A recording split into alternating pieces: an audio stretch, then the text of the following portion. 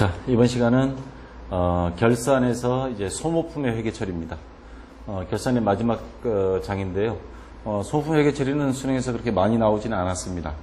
근데 언제 한번 또 나올지는 모르는 거라서 내용이 어려운 것도 아니고 분량이 짧기 때문에 짧게 해서 여러분들이 참고로 알아두는 그런 시간으로 갖도록 하겠습니다. 소모품이라는 거는 우리가 알고 있는 그 사무실에서 소모되는, 예를 든다면 뭐 복사용지라든가 또 사무용품들 많죠. 볼펜, 필기도구라든가 또 기타 사무실에서 여러 가지 이유로 해서 소모되는 것들은 전부 다 소모품으로 이제 처리합니다. 소모품을 처리하는 방법은 크게 두 가지가 있는데요. 하나는 자산처리법, 또 하나는 비용처리법인데, 자산처리법은 소모품을 구입할 때 자산으로 일단 적어 놓는 겁니다. 사용하기 전까지는 자산이다 이거죠. 그리고 현금을 줬으면 대변의 현금. 그러다가 결산 시 12월 31일 됐을 때 사용분만 비용으로 처리하는 겁니다. 다시 말해서 소모품이 예를 들어서 100원어치다. 그러면 이 중에 절반은 썼다. 그러면 사용된 거 절반은 자산의 감소로 해서 대변에 이렇게 50원 적어주는 거. 그리고 이 50원은 없어진 게 어디 갔냐 하면 비용으로 썼다 이 말이죠. 50원. 그냥 자산 감소 50원, 비용이 발생 50원. 이렇게 처리하는 게 자산처리법입니다. 다시 말해서 소모품을 구입할 때 소모품 계정 차변에 기입하여 자산으로 처리하였다가 기말결산 시 단기에 소모된 금액을 소모품비 계정 차변에 기입하여 비용으로 처리하는 방법이다. 이게 자산처리법 4올 때 기준입니다. 4올 때 기준. 그러면 비용처리법은 4올 때 비용으로 본다는 거죠.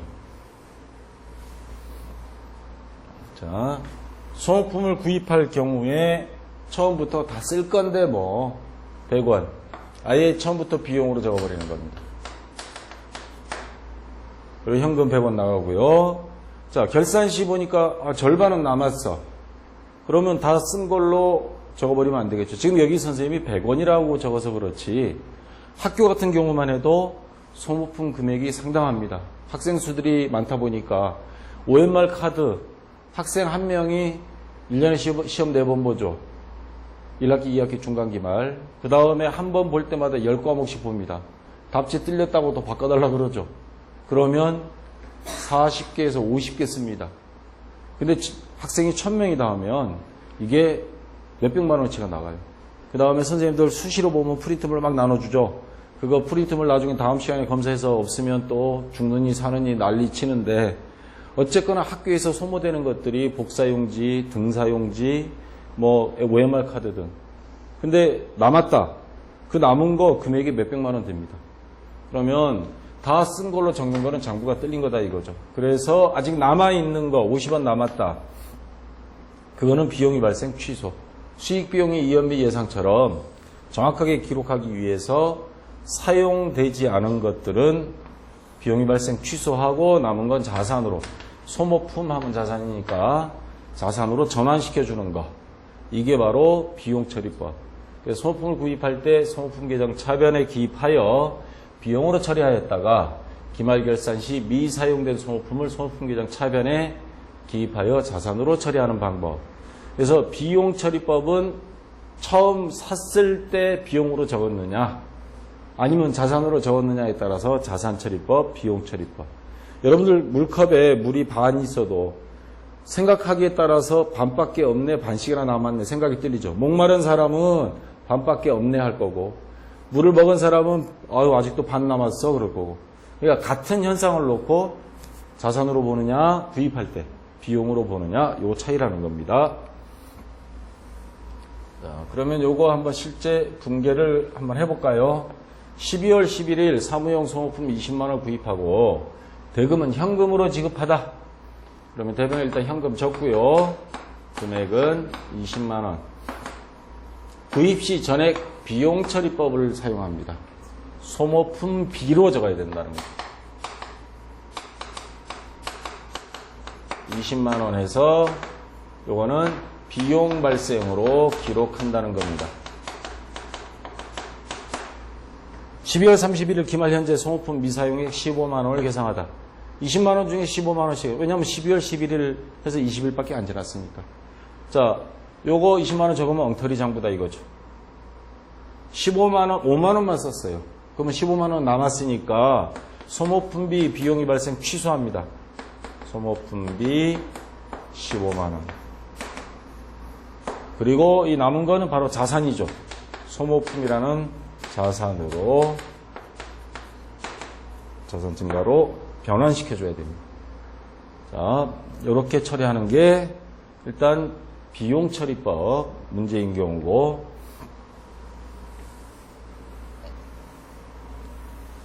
자, 요거는 이제 객관식 문제인데요.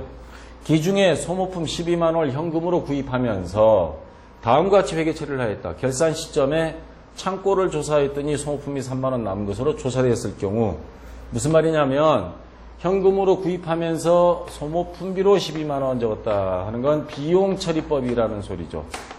비용 처리법으로 했었는데 결산 시에 창고를 조사했더니 3만원이 아직 남아있더라. 그러면 이 중에 3만원은 비용에서 취소시켜줘야죠. 아직 남았으니까. 그래서 대변에 소모품비 3만원, 차변에는 소모품이 되는 거죠. 이게 사용 안 한 거니까 3만원. 그래서 4번이 정답이 되는 겁니다. 자, 여러분들 학교에서 시험 볼 때 이런 문제가 나올 수 있습니다. 자, 다음 계정기입에서 당기 소모품 미사용분이 금액. 한번 이거 볼까요? 소모품비니까 이거는 비용 계정이죠. 비용이 발생한 차변에 적었을 거예요. 현금 5만원 주고 비용 처리법으로 적었습니다. 근데 손익계산서에 넘어간 비용은 3만원만 넘어갔어요. 3만원만 썼고 2만원은 아직 쓰지 않아서 소모품 계정으로 갔다는 소리죠. 자, 그러니까 여러분들 이런 거 쉽게 생각해서 계정으로 딱 나오면 그때 갑자기 그냥 멀미를 해버리는데, 이거 비용이에요. 비용이 발생은 어디입니까? 차변. 이쪽은 발생 취소. 그리고 발생 취소가 없다면 5만원 전체가 손익계산서로 넘어가니까 약분해서 장부를 없애버리는 거죠. 그래서 넘어가 버리는 거죠. 자, 근데 다 넘어간 게 아니고 2만원은 사용 안 한 자산으로 처리한 거다. 그래서 소모품 미사용 금액은 얼마인가? 2만원이죠. 정답은 2번이 되겠습니다. 고요. 자, 소모품 계정에 기입된 내용에 대한 설명으로 옳은 것. 이거는 자산 계정이죠. 그러니까 증가는 어느 쪽이에요? 감소는 대변이죠. 그러니까 이건 소모품을 사와서 자산처리법으로 적었다는 소리입니다. 12월 1일 날. 근데 차기 2월은 재무상태표에 넘어간 건 6만원만 자산으로 넘어갔어요. 그러면 나머지 14만원은 뭐예요? 14만원은 그렇죠. 아직 소모품으로 했는데 14만원은 쓰고 남은 거는 6만원만 자산으로 남은 거죠. 자, 그래서 요거는 비용으로 가고 요거는 자산 남아있는 거고. 그러면 기입된 내용으로 옳은 것. 당월 소모품 사용액은 14만원이다. 소모품 사용액 맞죠? 14만원. 요거 맞고요. 12월 1일 소모품 구입 시 비용으로 처리했다? 자산으로 처리했죠. 당월에 발생된 소모품비는 손익계정으로 간다? 요거는 손익계정으로, 지금 여기서는 이게 비용 사용된 거니까 손익계정으로 대변으로 손익계정으로 가긴 가는데 비용이 발생한 어느 쪽이에요? 차변이죠. 요게 틀린 겁니다. 이거 틀렸고요. 결산 시 이게 명칭 바꾸겠습니다. 재무상태표에 표시되는 소모품은 20만원이다. 아니죠. 자, 남은 거 6만원이잖아요. 6만원만 자산으로 남아있으니까 6만원입니다. 이것도 틀렸죠. 그래서 정답은 1번이 되겠습니다.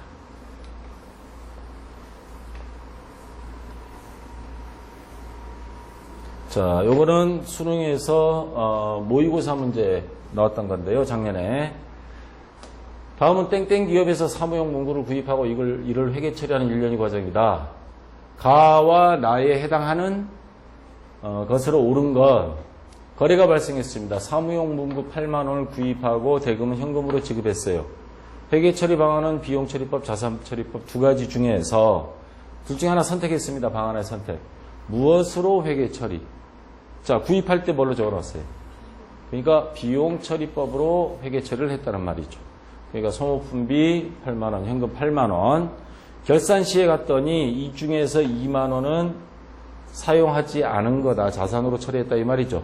그러면 여기 비용이 발생 8만 원은 엉터리 장부, 2만 원은 비용 발생 취소해야죠.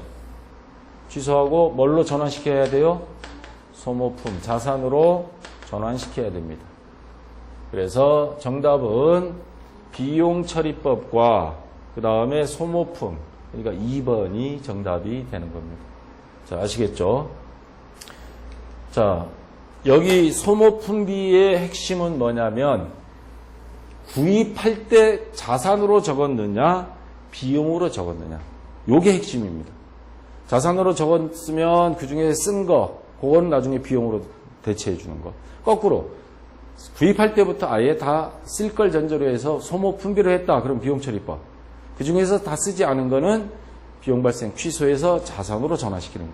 요 두 가지가 소모품비에 대한 분계는 회계 처리는 전부입니다. 그러니까 복잡한 게 없으니까 너무 쉬워 보이니까 수능도 자주는 안 나오는데요.